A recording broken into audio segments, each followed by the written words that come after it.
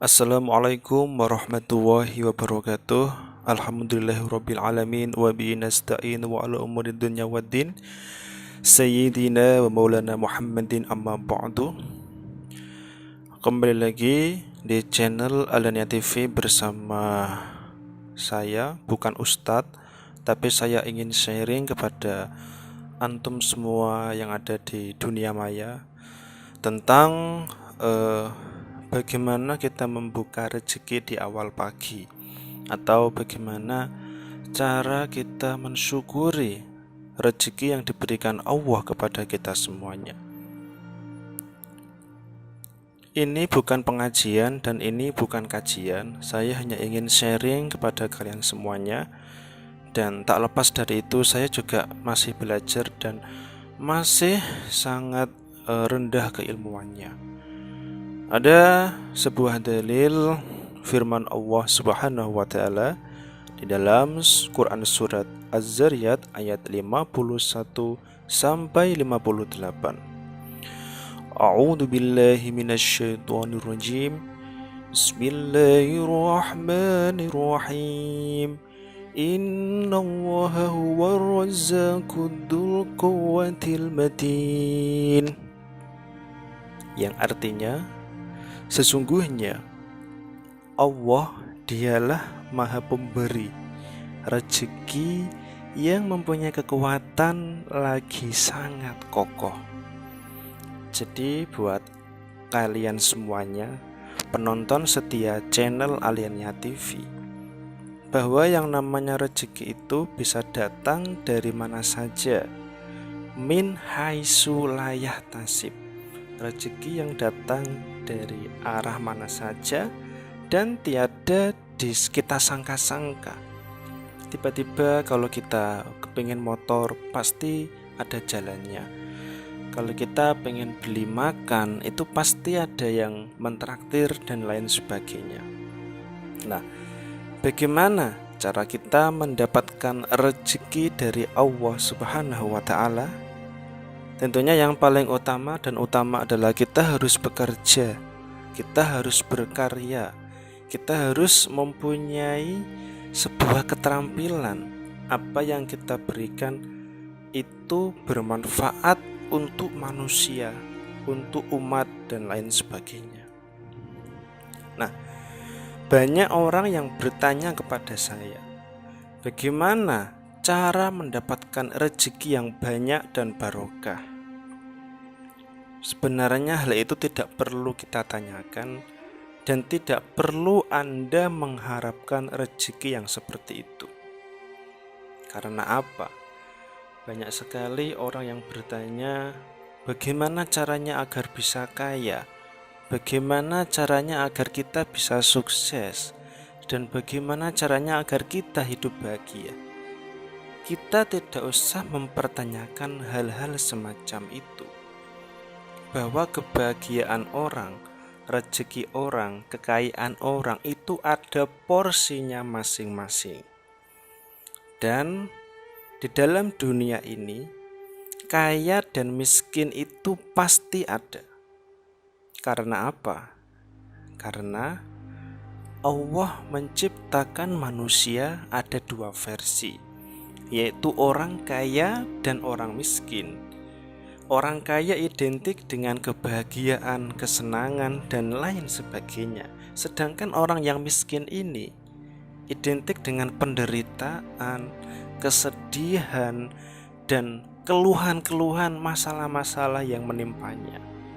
Nah, sebenarnya dua orang versi yang diturunkan Allah Subhanahu wa ta'ala di dunia ini, ada si kaya dan si miskin. Sebenarnya itu sama di mata Allah. Yang membedakan hanyalah ketakwaan, seberapa dekatnya seseorang hamba itu kepada Allah Subhanahu wa ta'ala. Di sisi lain ada orang kaya, di sisi lain ada orang miskin. Semuanya itu ujian, semuanya itu cobaan. Cobaan yang diberikan Allah kepada hambanya. Kalau Anda mungkin diberikan cobaan atau ujian oleh Allah berupa kekayaan, maka Anda harus bisa mengatur keuangan Anda. Anda jangan pelit, Anda harus menjadi orang yang dermawan. Kalau pengen sedekah di Lasnas Yatim Mandiri gitu, karena fokusnya untuk yatim dan duafa.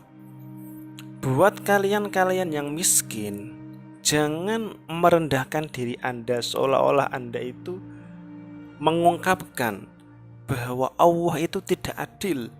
Kenapa dia kaya dan kenapa si miskin itu tetap miskin? Karena sudah potongan awae. Kalau dalam bahasa Indonesia itu sudah bagiannya dia menjadi orang yang miskin.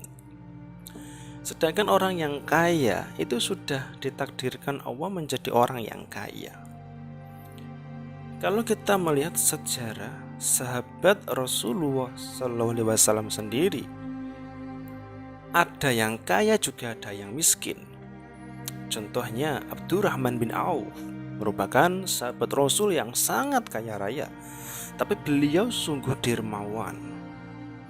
Ada lagi sahabat Rasul yang dulunya itu menjadi budak, Bilal bin Rabah, menjadi budak miskin dan lain sebagainya. Nah, sama dengan kehidupan kita sekarang, bahwa banyak motivator-motivator di luar sana yang seolah mengebu-ngebu, ayolah kamu harus menjadi orang yang kaya, magnet rezeki, the power of rich, menjadi crazy rich dan lain sebagainya, yang kebanyakan di media sosial. Mohon maaf ya, banyak orang yang dikit-dikit pamer, baru beli motor saja diposting, dipamerin, baru beli iPhone versi terbaru dipamerin, semuanya serba dipamerkan. Punya istri cantik dipamerin di media sosial. Memang benar, media sosial itu memang tujuannya untuk pamer. Tapi kalau untuk pamer kekayaan, apa gunanya? Kalau Anda pamer tentang keilmuan, tentang bagaimana cara kita mendekatkan diri kepada Allah, itu nggak apa-apa, lewat kajian, ceramah, dan lain sebagainya seperti ini. Kalau Anda semua hanya membuat konten pamer-pamer harta, berapa outfit lo, ini akan meresahkan orang-orang di luar sana yang masih kismin, yang masih miskin. Seolah-olah orang miskin itu terdiskriminatif dengan adanya orang-orang kaya yang sudah kaya, sombong, pamer di medsos, dan tidak pernah sedekah. Naudzubillah min dzalik. Nah, maka dari itu kepada kalian semuanya yang mungkin masih bertanya-tanya, apa sih trik agar kita selalu mendapatkan rezeki, selalu hoki terus? Tidak usah berharap seperti itu. Kalau kata Sujiwo Tejo, kalian besok sudah pesimis tidak bisa makan saja, itu sama halnya kalian sudah menghina Tuhan. Dalam arti seperti ini, mungkin maksud Sujiwo Tejo itu ada sebuah hadis yang menerangkan bahwa kita belajar dari seekor semut. Nah, semut saja bisa makan, bahwa hewan sekecil semut itu Allah kasih rezeki, Allah kasih makan. Apalagi kalian sebagai seorang manusia, pasti ada rezeki dari Allah. Rezeki dari Allah itu bermacam-macam, tidak hanya melulu soal harta kekayaan saja. Karena apa? Kita diberikan Allah kesehatan, itu juga sudah termasuk rezeki. Kita diberikan Allah anak-anak yang soleh-soleha, itu sudah termasuk rezeki. Kita diberikan keluarga yang harmonis, bahagia, meskipun hanya hidup mungkin di kontrakan atau di rumah yang kecil, tetapi penuh dengan keharmonisan, rumah tangganya rukun. itu kita harus bersyukur. Bagaimana kita tidak mensyukuri bahwa di luar sana orang-orang yang si kaya ini, orang-orang yang punya banyak duit ini, belum tentu hidupnya bahagia. Karena seperti yang saya katakan dari awal tadi, Allah memberikan kita kebahagiaan, kesuksesan, kekayaan itu sudah ada porsinya masing-masing kok. Urip iku sawang sinawang. Kita tidak perlu melihat tetangga yang lebih kaya, tetangga kita lebih sukses, tidak perlu. Kita tidak perlu melihat kawan-kawan kita, teman-teman kita, oh kok dulu kita satu alumni, kok sana karirnya sukses, bisnisnya lancar, ada yang jadi pejabat, ada yang jadi TNI, polisi, PNS. Kita tidak perlu berpikir sejauh itu. Bagaimana kita bisa fokus terhadap diri kita sendiri. Jangan kita melihat rumput di sebelah sana yang mungkin kita melihatnya itu dipandang enak. Belum tentu orang kaya-kaya yang di sini tuh hidupnya enak. Karena saya punya banyak cerita dan banyak pengalaman dan banyak bergaul dengan orang-orang konglomerat, orang-orang kaya. Itu kebanyakan mereka malah kehidupannya jauh lebih menderita. Bagaimana tidak? Saya punya seorang teman. Nah, dia itu kaya karena menuruti gengsi dalam kehidupannya. Nah, kita melihat saat saya pergi ke kantor, dia memakai barang-barang mewah, jamnya Rolex, sepatunya pantofel yang harganya mungkin 5 jutaan. Yang kalau dia keluar itu outfit yang mahal-mahal itu pasti ada. Dan pada suatu saat saham dia anjlok, saham emasnya anjlok, mobilnya dijual, rumahnya digadaikan dan lain sebagainya. Tidur tidak bisa tidur karena diincar oleh rentenir, punya utang dan lain sebagainya. Gak akan enak. Meskipun kita melihat dulunya dia memakai mobil, belum tentu mobilnya itu cash, mungkin mobil kredit. Seperti itu. Kita jangan melihat orang itu dari luarnya saja, karena belum tentu yang dia rasakan itu enak. Sekali lagi, hidup itu sawang sinawang. Sawang sinawang seperti apa? Belum tentu yang mereka jalankan itu kita melihatnya itu enak. Belum tentu kita melihat orang lain enak, tetapi hidupnya enak itu belum tentu. Nah, kembali lagi ke sebelah orang-orang di kalangan miskin ini. Kadang orang-orang miskin itu berharap sekali, berharap saya mendapatkan giveaway dari Baim Wong, berharap saya mendapatkan uang jajan, uang ampau dari Baim Wong. Nah, Baim Wong itu siapa? Baim Wong itu bukan Tuhan, dia hanya manusia biasa. Mengapa orang miskin kok selalu menuhankan harta sebagai cita-cita? Bagaimana caranya menjadi kaya? Bagaimana cara menjadi orang yang sukses? Tidak usah iri.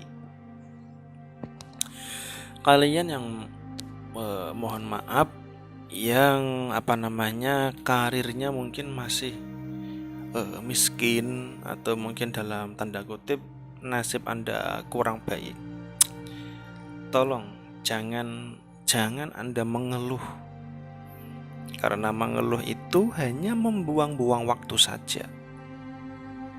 Nah, maka dari itu saya memberikan nasihat kepada netizen yang mungkin nasibnya masih miskin.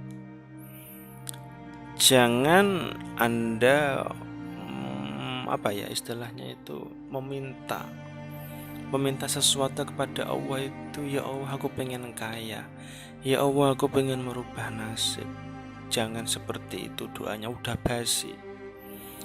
Allah itu udah bosan mendengar keluhan-keluhan kamu, mendengar doa-doa kamu yang seperti itu. Percuma Kalau kamu berdoa supaya diberikan kekayaan, rezeki, tapi kalau kamu kerjanya masih malas-malasan, masih mengandalkan Bitcoin, masih mengandalkan kripto, masih mengandalkan saham reksadana, ya mungkin bunga-bunga bank itu sungguh hukumnya kita belum jelas, subhat, main binomo, main trading, main forex, dan lain sebagainya. Kalian ingin mencari uang tapi dengan cara yang instan, dengan cara yang mungkin Anda ternak tuyul atau babi ngepet, itu adalah cara-cara yang salah. Udahlah, kalau prinsip saya itu hidup itu mengalir apa adanya. Kalau seandainya Allah nanti mau ngubah kita nasib menjadi orang kaya, golongan orang-orang kaya, ya bersyukurlah. Tapi kalau memang Allah memang sudah mentakdirkan kalian menjadi sobat miskin, ya tetap saja miskin. Intinya jangan mengeluh, karena dua-duanya itu kembali lagi dari awal, sama-sama ujian. Orang kaya itu diuji, orang miskin juga diuji. Orang kaya diuji bagaimana, apakah dia bersyukur atau enggaknya. Kalau dia kufur nikmat, Allah juga akan membencinya. Sama dengan orang yang miskin, dia itu sabar apa enggak, menguji kesabarannya. Kalau mereka bisa bersabar, maka balasannya adalah surga. Karena ada sebuah hadis yang menerangkan bahwa besok itu orang yang masuk surga paling dulu, atau pertama kali orang yang cepat masuk surga adalah orang yang paling cepat hisapnya. Harta benda kita yang kita dapatkan, yang kita makan setiap itu akan dihisap Allah. Ini dari mana? Dari hasil apa? Kalau Anda mungkin di dunia ini masih diberikan kemiskinan, bersyukurlah. Bersyukurlah karena apa? Jika kalian menjadi orang miskin, suatu saat Anda akan meninggal, di akhirat nanti Anda akan dihisap. Bahwa apa yang mau dihisap? Bahwa saya aja miskin kok nggak punya apa-apa. Ya udah lolos, malaikat bilang, ya udah kamu lolos. Berbeda dengan kubu sebelah, kubu orang-orang kaya. Orang-orang kaya yang tamak, yang serakah, yang korupsi seperti pejabat-pejabat kita. Ya mungkin hisapnya akan lebih lama. Kalau di sebuah perusahaan atau kantor ada tim audit atau KPK. Nah, KPK-nya Allah di akhirat itu lebih kejam, lebih adil, lebih auditnya itu lebih ekstrim daripada yang ada di dunia ini. Karena di dunia ini hukum itu akan tumpul ke bawah, dan hukum itu akan kalah jika ada fulus, ada uang. Seperti itu. Kembali lagi ke masalah orang yang kaya tadi. Karena apa? Orang kaya itu akan dihisap dulu. Hei kamu si fulan, kamu mendapatkan harta sebanyak itu dengan cara apa? Apakah dengan cara maling, korupsi, seperti yang saya ceritakan tadi, babi ngepet, tuyul? Maka harta itu akan dihisap oleh Allah, akan diaudit oleh Allah dengan petugas-petugasnya, malaikat-malaikat yang akan mengaudit itu. Memang benar-benar ditanyakan. Ada yang sampai lama sekali karena saking banyaknya hartanya. Yang si miskin ini udah leha-leha, udah minum anggur, udah minum air yang sangat enak, yaitu ada yang namanya air di surga, itu ada yang air yang paling enak bersama bidadari di sana. Sedangkan orang-orang yang kaya ini masih menunggu hisab, tidak selesai-selesai, entah sampai kapan. Maka dari itu, buat apa kita di dunia ini mencari uang sebanyak-banyaknya? Toh uang yang kita cari itu akan sirna ketika akan datang kematian. Ini yang selalu saya ingat-ingat, bahwa orang itu zaman sekarang yang dihormati bukan lagi keilmuannya, tapi yang dihormati adalah harta. Karena memang saya pernah mendengar ceramahnya Al-Mukarram Kiai Haji Gusmus Bisri Mustafa Bisri. Nah, Beliau pernah berdakwah seperti ini, bahwa morotua zaman saiki atau mertua di zaman sekarang itu lebih memilih calon menantu yang tumpahannya Honda Jazz, mobil, CBR dan lain sebagainya. Karena apa yang dipandang itu harta. Berapa hartamu untuk bisa melamar anakku? Kalau zaman dulu beda. Kamu mondok di mana? Kamu ngaji di mana? Yang ditanyakan itu keilmuannya dulu. Kalau mertua zaman sekarang itu dipandang ya harta. Karena tidak salah, kalau Anda pengen disegani, dikei sego maksudnya, kalau Anda pengen dihormati, mungkin di desa atau di tempat Anda lahir, Anda cukup pulang membawa mobil, menjadi orang kaya itu dihormati. Tidak peduli kamu akhlaknya itu baik atau buruk. Kalau kamu kaya, saya yakin banyak orang yang mendekati Anda, banyak orang yang hormat kepada Anda. Karena di zaman sekarang itu nauzubillah, semoga tidak terjadi, karena ramalan saya besok itu banyak orang-orang yang berlomba-lomba mencari harta benda, bahwa harta itu di atas segala-galanya.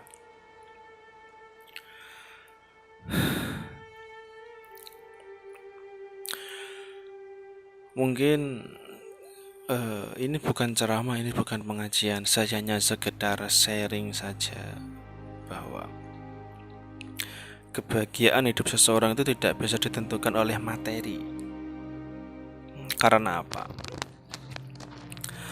Materi yang kita dapatkan di dunia ini itu hanya fana. Kekayaan di dunia hanyalah sementara. Bahwa kekayaan yang kita timbun selama ini akan sirna. Maka ingat, yang kita bawa besok setelah kita meninggal dunia ada 3 hal. Yang pertama, amal soleh kalian yang tidak pernah terputus, seperti sedekah, wakaf, infak dan lain sebagainya. Nomor 2 adalah ilmu. Anda mewariskan ilmu kepada anak-anak kalian. Dan yang nomor 3 adalah apa? Anak-anak kalian. Kalian meninggalkan keturunan yang seperti apa? Nah, seperti itu. Yang kita bawa adalah hanyalah amal, hanyalah kebaikan-kebaikan kita selama di dunia. Nah, seberapa banyak amal kebaikan yang sudah kita lakukan? Saya juga introspeksi diri. Semoga penonton channel YouTube saya bisa memahami apa yang saya sampaikan. Semoga kalian semua terus diberikan kesehatan. Jangan lupa dukung channel saya, subscribe Aliania TV. Saya bukan ustadz, saya bukan guru, saya adalah teman kalian untuk sharing-sharing terhadap masalah kehidupan. Sampai jumpa di lain waktu. Semoga kita semua diberikan kesehatan, tetap jaga protokol kesehatan, dan buat kalian yang belum subscribe, silakan subscribe channel Aliania TV. Sampai jumpa. Assalamualaikum warahmatullahi wabarakatuh.